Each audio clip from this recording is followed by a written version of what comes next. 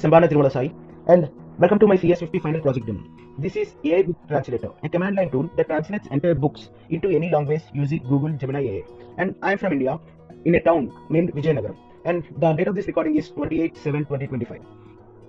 Our project. The only two external libraries that we are going to use are Google Generative AI and PyTest.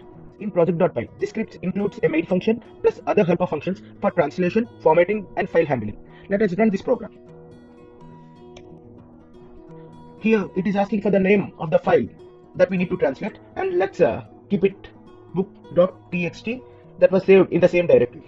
And now it is asking for the secret Gemini API key that you can get from Google Gemini API. Here it validates our Gemini API key too.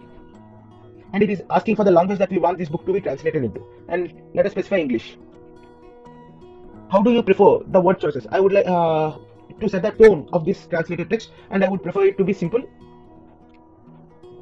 and easy to understand. Now the file has started translating, and here you can see in our terminal the translation that has been begun. And coming to this file, what happens during translation? First, let's look into this book.text. See, what I have done here is I have chosen a Sanskrit script for translation, which involves almost 500 so lines. And here what happens is I have carefully calibrated and placed every chapter name in such a way, in this way, that is braces starts with a hyphen and then the chapter name and hyphen and braces stops.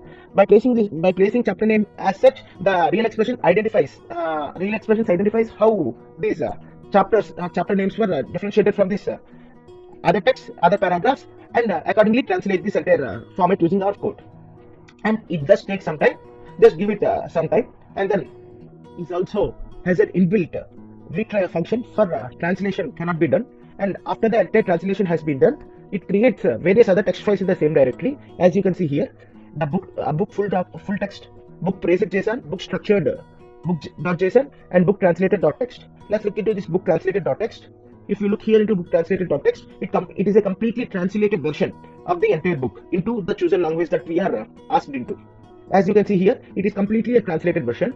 And if you see here full.txt, here what happens is it gives part original version and then the next translated version, the original version, the translated version, the original version, the translated version, and so on. And for further uses, we have also produced a completely non-translated version of our book in JSON format, and both translated and non-translated book in JSON format for further use. And the object is also saved at the end of the program of book so that it can be used for further applications. Thank you.